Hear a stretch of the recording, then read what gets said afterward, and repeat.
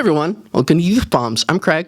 I'm Dominic. I'm Carson. And we're the voice of young conservatives in Alachua County. Jasmine Crockett going on a tirade on CNN. Now, I am tired of the white tears. Listen, if you are competent, you are not concerned. When I walk into Congress every single day, you know why I don't feel a way and why you can't make me doubt who I am? Is because I know that I had to work 10 times as hard as they did just to get into the seat. When you look and you compare me to Marjorie Taylor Greene or me to Lauren Boebert, there is no comparison. And that is the life that we have always lived. So the only people that are crying are the mediocre white boys that have been beaten out by right now have a white supremacist that is sitting in the White House. He is backed up by other white supremacists. And if you really want to know who the criminals are in this country, you can Google it. You don't have to trust me. But the people that commit 80% of the most violent crimes in this country are white supremacists. Yet for whatever reason, they sit and they serve at the pleasure of the president. They are the ones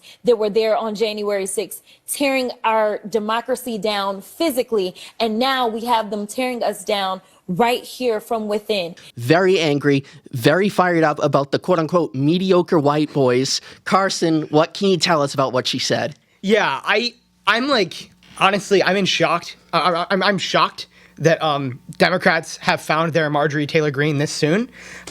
Frankly, I think this entire tirade was just so embarrassing. I mean, like, watching it, number one, I just want to say, like, thinking about the fact that this is Jasmine Crockett, who is a sitting congresswoman, not like a, one of these really dumb anti-racist authors who's saying, oh, white people and their tears and they're weaponizing whatever, all this. This is a sitting congresswoman. She has white constituents who probably voted for her. So this idea that, like, she's going to go on this tirade that's so charged and so aggressive and just like, I mean, come on. I think the center of her point isn't even that bad, especially if you watch the whole clip in context, because she's talking about this Trump appointee who has said specifically, he has a tweet out there. Now, this is old, so you can judge it however you want. But he has a tweet out there that says, or that reads, white men should be taking charge in these roles, essentially, in government positions. So take that how you will. But she's literally responding to a question involved, and she can't help herself but to just do this whole spiel about how, oh, mediocre white people are scared of the DEI policies. Like, no. The reason why DEI policies are bad are actually because it's not mediocre people who are getting hurt by them. It's actually competent people. Mm-hmm. Anyway. Absolutely. It is ridiculous to see. I think she's totally unhinged. She doesn't know what she's talking about. She can't make a coherent point. And everything she said was blatantly wrong. Why do we have congresswomen like this in our country? There's no excuse for people this incompetent.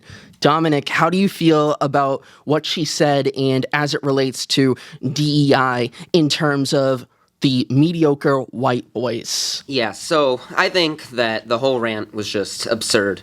And many of the claims she made actually are really inaccurate. First, she said that she had to work 10 times as hard as someone like Lauren Boebert or Marjorie Taylor Greene to get her seat in Congress.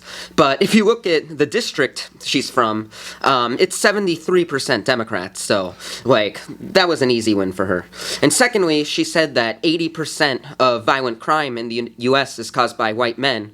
And obviously, that statistic is not accurate. God knows where she got it from. It was not just white men, by the way. It was white supremacists. White supremacists, That's even, like... Anyway. Are the white supremacists in the room with us right now, Jasmine? It's... Where does she come up with this stuff? That is, like, basically just pulling the most random, obscure, and wrong fact out from nowhere because she doesn't know what she's talking about and she's blatantly wrong. You can look at the FBI crime statistics. They're very clear. And like I said, are the white supremacists in the room with us now? No. So Carson, regarding, say, her remarks about needing to work 10 times as hard, Dominic mentioned the 73% Democrat district and how liberal it is.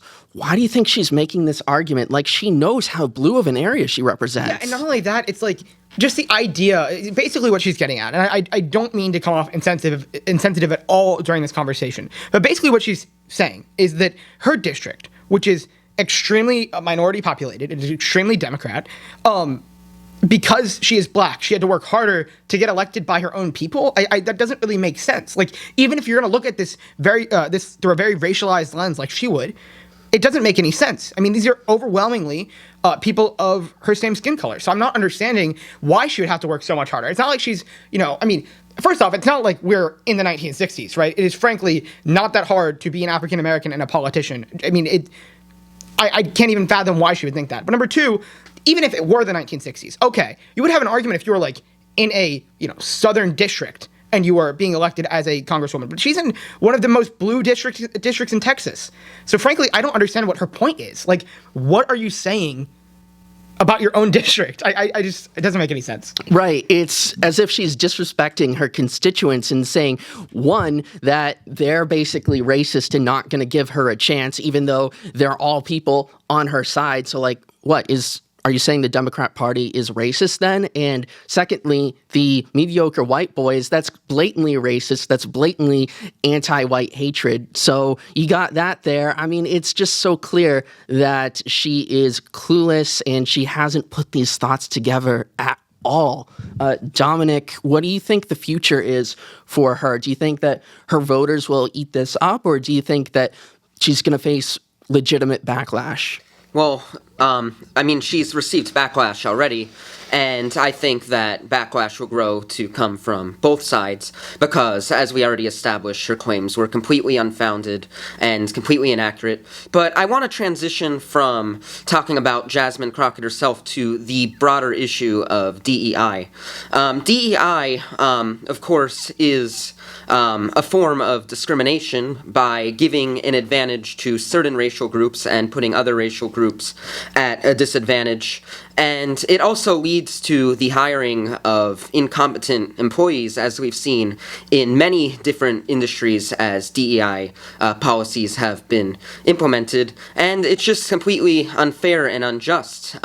You can't judge a person's qualifications and experiences based off of their skin color, because you don't know, like, a white person could have gone through many life struggles and had to work as hard as people from other racial groups to get where they are or to overcome certain obstacles in their life. And I just think it's unfair to make a judgment on someone's character and qualifications based on their skin color alone. Absolutely. And you just look at the Harvard case, for instance, from last year, and you see that they were discriminating against whites and Asians per their diversity quotas. So this is harming people who would otherwise be qualified to be students at Harvard, but they're saying, no, too many Asians here, we're going to hire or admit other racial groups instead. Why? What does it matter what they look like? If they are talented, then the standard should be the same. It shouldn't be, well, this racial group doesn't perform as well or did perform better on the tests or what have you, so we're going to admit more or less of them. It doesn't matter. Carson, what do you think of this DEI in terms of how it affects companies and institutions as a whole? Yeah, well, I think that generally the public is very opposed to these. I think, this isn't 1960 anymore. I said it earlier and I'll say it again. Even if, affirmative action was an idea that had merit in 1960, which I would argue it had definitely more merit in 1960, it doesn't mean that we should still have it to this day. It is, 2025. The vast majority of people in this country are not racist. They are not going to take race into consideration when they are, checking job applicants or college applicants. So I think the biggest thing here is you got to look at, for the most part, people, because most people are not racist, they're going to do what's in their logical incentive to do as an institution. Now, whether it's an institution like Harvard or an institution like Google, they're going to hire someone who is qualified because it is in their best interest to hire someone who is qualified. So I just do not understand all of this stuff. Like, these people will not have opportunities. I have never understood that. Companies will, hire anyone who is qualified because it logically makes sense to, as long as they have the capacity. The one thing I will say that I've understood a little bit is a lot of this seems to come back to class. And a lot of people, when they talk about things along a racial lines, what they really should be talking about it along is a class line. For instance, working class people might have a harder time getting into college or having as much experience on their resume compared to an upper middle class kid. And I completely agree with that. I understand that sentiment. And I think that actually affirmative action along class lines makes a lot of sense. I think if you are working class in this country, there's probably a lot more you had to go through than an upper middle class kid. I think generally, if you had to take on a job at school, I mean, it makes it harder to actually be on top of your schoolwork. Or maybe you couldn't join a club because you had to join a job. And, maybe that club would have allowed you to get some valuable experience for college. So I'm not necessarily 100% opposed to the idea of affirmative action. I'm opposed to affirmative action along racial lines. Gotcha. Though I would say when you look at class, a person might have gone through more and had a more difficult time because they didn't have as many resources. But I think you still have to hold the same standard, because that would just be fair, given that not every situation is going to be the same, even within certain classes. And some people in the working class may actually have it easier in some ways than someone from the upper middle class, and vice versa. So I think it would be tough to look at everyone's income and resources growing up to say, okay, well, you had this level of difficulty and you had this level of difficulty, so we're going to adjust therefore. I think at the end of the day, you have to look at what are the requirements for, say, the job, and then you go, okay, who meets them? Yeah, I mean, I'm not talking about necessarily jobs. I'm more so talking about college applications. I think jobs is very different. I think at the point where you're up at employment, I think that's a very different story.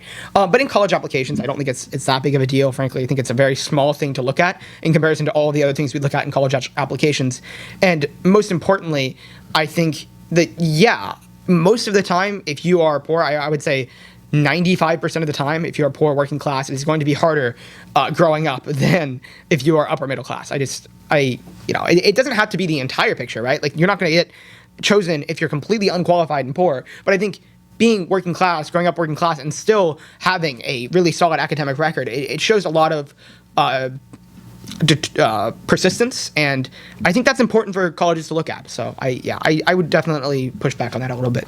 Gotcha. Yeah, I can see where you see the character come into play and their work effort. So that I understand where you're coming from. And additionally, I think that we can also look at throughout these institutions and organizations, at the end of the day, are they being fair? Are they being proper? Because when we look at DEI as a whole, there's other components to it other than, say, race or class. For instance, you might have one particular training that I've come across actually showed or told its participants that white people are fundamentally racist, that they have fundamental advantages, which they do not, and that at the end of the day, if you are of a different race or a different creed, then you are at a fundamental disadvantage throughout your entire life. And I think that just puts people down and makes it as if, oh, I can't do it because these people are against me, versus I'm going to succeed on my own merit and do the best I can. But any closing thoughts, Dominic? Yeah, so I'd like to cover a couple things. So back to the discussion about class and, growing up in a family with less money causing a disadvantage in terms of college admissions. Yes, I do see that. And yes, I think the colleges are justified in having slightly different expectations of students who come from those backgrounds. But even if you don't come from the most privileged or fortunate upbringing, I still believe that you can work hard and perform well academically.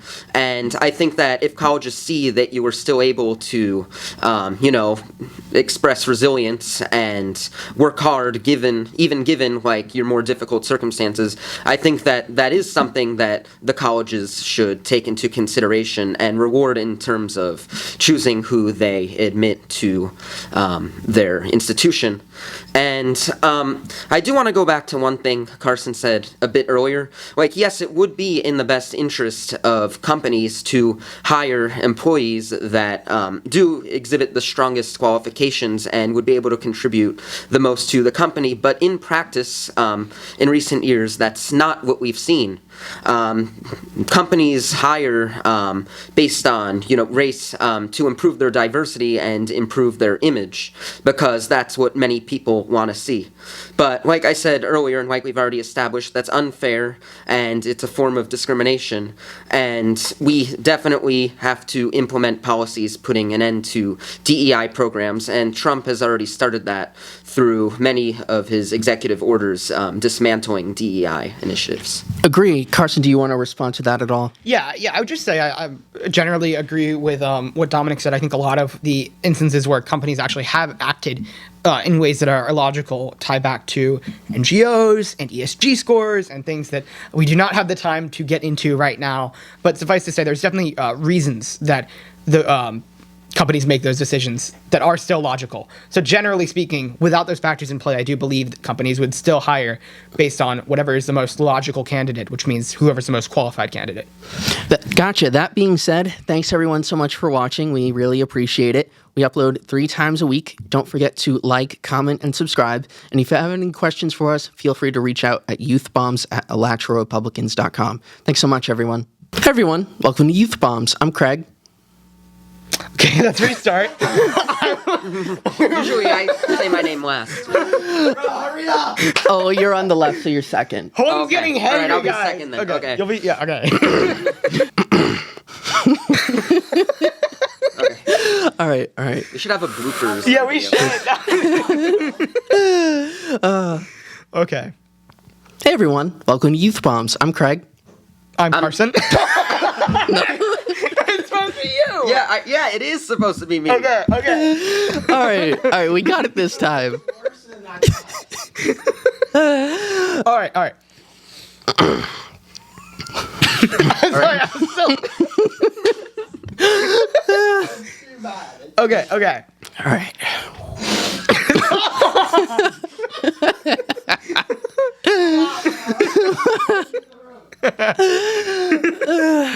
Oh my God. I'm definitely going to add a blooper section.